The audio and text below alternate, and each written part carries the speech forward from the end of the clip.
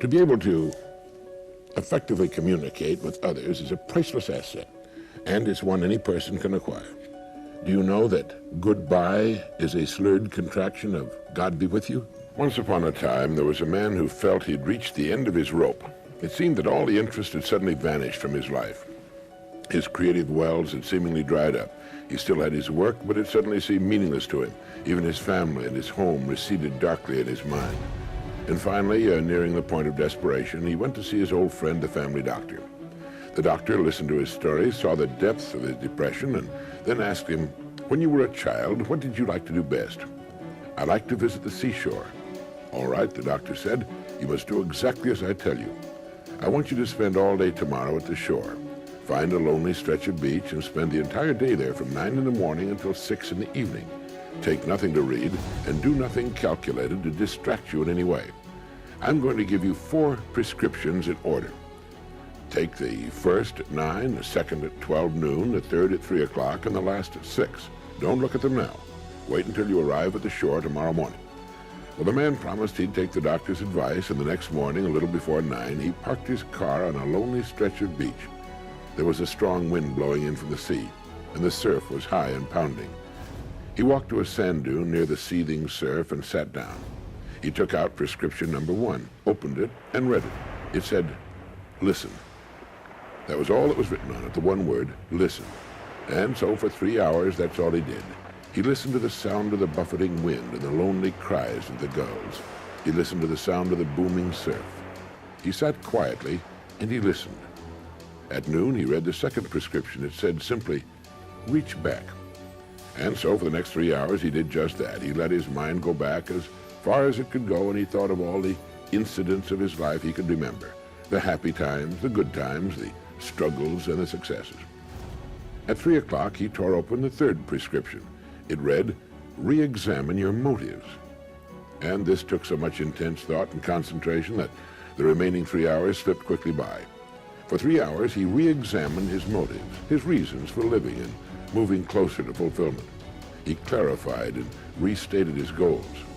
And at 6 o'clock, under a gray, darkening sky and with a taste of salt spray on the wind, he read the fourth and final prescription. It read, "Write your worries in the sand." There had been one thing that had been worrying him particularly, so he walked to the hard sand and with a stick wrote this worry in the sand and stood looking at it for a moment. Then as he walked toward where his car was parked, he looked back and saw that the incoming tide had already erased his worry. He then got in his car and drove homeward. My old friend Norman Vincent Peale told me that story many years ago about the man, the seashore, and the 4 prescriptions. Listen, reach back, re-examine your motives, and then write your worries in the sand. Money. It's great stuff, but does it make you happy? I read an interesting story in Forbes magazine about 3 young men, all in their middle to late 30s, who had formed a successful electronics firm and sold out to a much larger company for several millions of dollars, making each of the 3 quite rich. Each of them was asked by the Forbes reporter, "Has this wealth and the leisure, the opportunity to now do anything you want to do, made you happy?" In each case, the answer was no. I know that sounds ridiculous to many, but it's true all the same. The proof that it is true is that each of the 3 young millionaires soon went right back to work to start all over again. One of them, in the style of Thomas Edison, sleeps in his lab on an air mattress so as to never be far away from his work. They all tried the life of leisure, and they all gave it up as an unhappy, unfulfilling, unrewarding, and boring form of existence. They found that they were happiest when they were working hardest to achieve the success and riches they finally won and then didn't want. One of them said that he and his wife decorated their home and spent too much money doing it. Another sailed a new boat to Europe in the transatlantic race. Another bought an expensive sports car, but soon they were all back at work. 3 out of 3, 100%. It should tell us something. It reminded me again of Irving Kristol's comment in the New York Times Magazine. He said, "Being frustrated is disagreeable, but the real disasters in life begin when you get what you want." He was referring to something quite different, but the same philosophy all too often applies to a person and his goals. The other night at a dinner party, I met an old friend whom I hadn't seen in some time. He had recently retired and is quite well-to-do financially. I asked him how he likes his retirement, and he said, "It's awful." We've gone all over the country fishing. The rest of the time I've been working in my garden, and I'm going crazy without enough to do. I want a job. I'll even work for nothing. Later, my wife told me that his wife had told her privately that if her husband doesn't find something soon that can occupy 4 or 5 hours a day of his time, he wasn't the only one that was going to lose his mind. She was going to lose hers too. So man strives all his working career for leisure and financial security, and when he gets it, he's miserable. With the 3 young millionaires, it wasn't so bad. They could go right back to work again. With my retired friend, that isn't so easy. The answer? It's to understand in advance that we need something interesting in which we can busy ourselves for a good part of our days. Time off is fine if you have something to come back to, something that needs to be done and which you enjoy doing. Understanding this in advance, we can plan in advance. We can make sure we develop an avocation that will keep us in the stream of things, keep us busy as much as we want to be busy after we retire. The story of the 3 young millionaires proves we need it.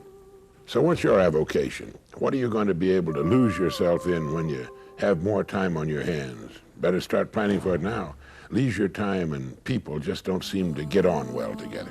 Did you know that a famous agnostic inspired the writing of one of the most famous biblical novels of all time? One evening in September 1870, 2 men riding a train across Indiana struck up a conversation. Soon they began arguing about the inspiration of the Bible and the message of Jesus Christ. Robert G. Ingersoll, internationally famous as a challenger of Scripture's message, was trying to convince General Lewis Wallace that he didn't know what he was talking about. General Wallace, better known as Lou, the Indiana-born officer, fought through the whole of the Civil War. He participated in many lesser engagements and then took part in the bloody Battle of Shiloh. Later, he prepared the defenses for Cincinnati and was made commander of the 8th Army Corps. After hostilities ceased, he resumed his legal practice. But the lawyer and veteran of many battles was unable to cope with the brilliant Robert G. Ingersoll.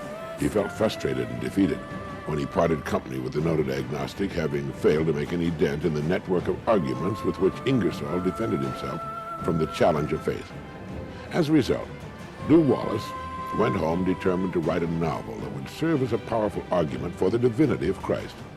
Finished while he was serving as governor of the territory of New Mexico, it was entitled Ben-Hur, A Tale of the Christ, one of the most popular books of this century. It presents the message of the New Testament within a framework of vigorous action that involves believable characters.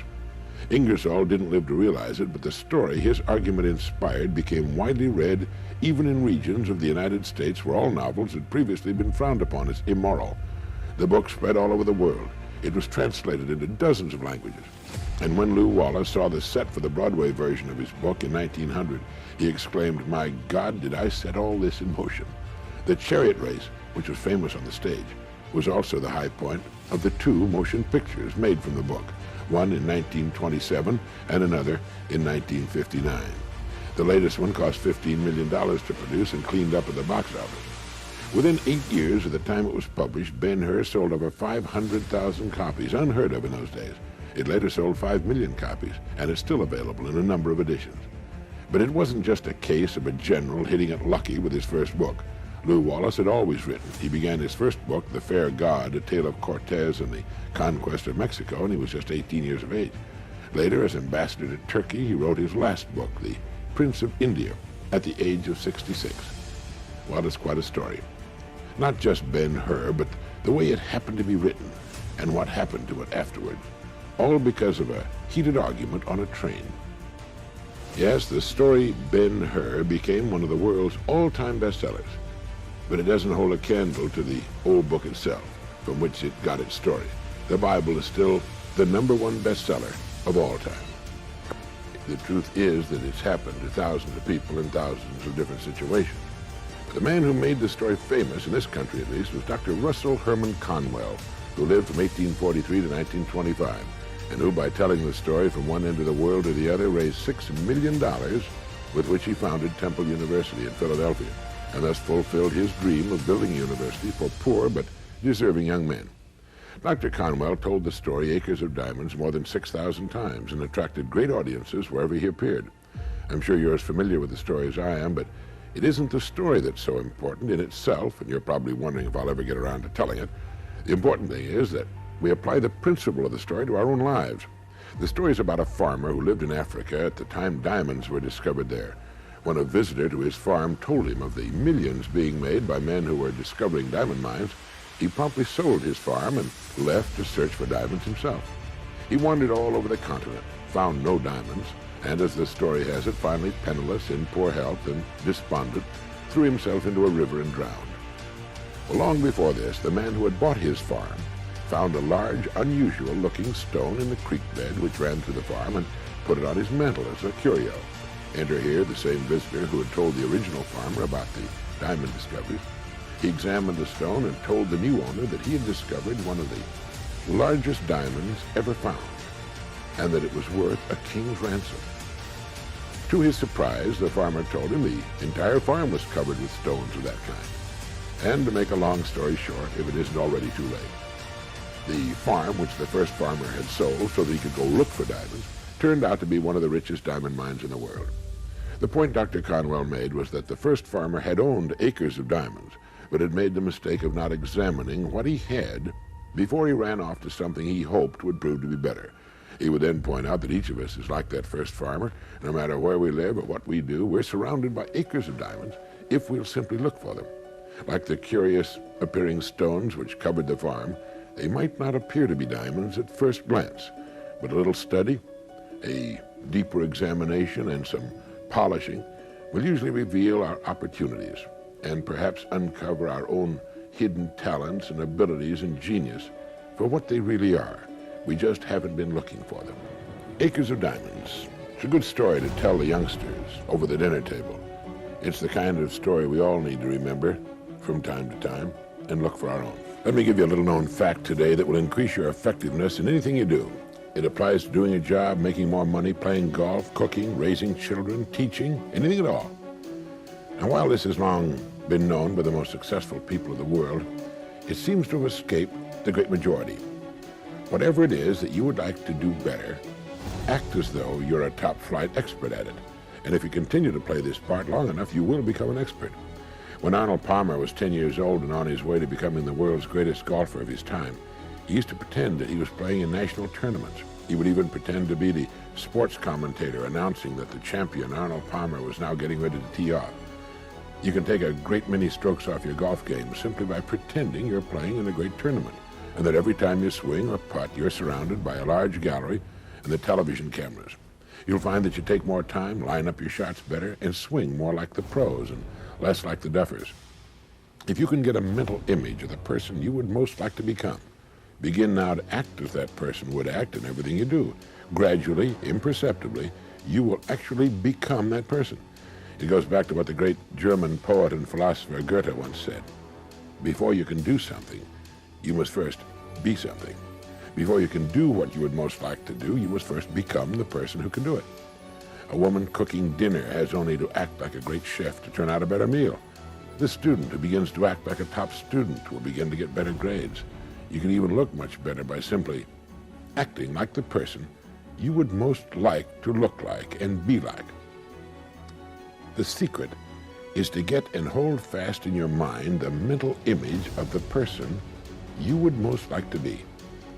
Then in every situation you act and talk as you feel that person would. You make the kind of decisions you think that person would. This is the way to constantly grow into a better, more effective person.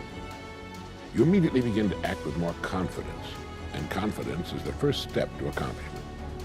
As your accomplishments begin to grow, which they most certainly will, real confidence slowly takes the place of the part you've been playing. Now, your life will not be transformed overnight. There'll be no sudden miracles, perhaps, but steadily, day by day, you'll grow into the image you hold in your mind. If you doubt this, try it for 30 days and watch what happens. You've got nothing to lose. The time is going to pass anyway.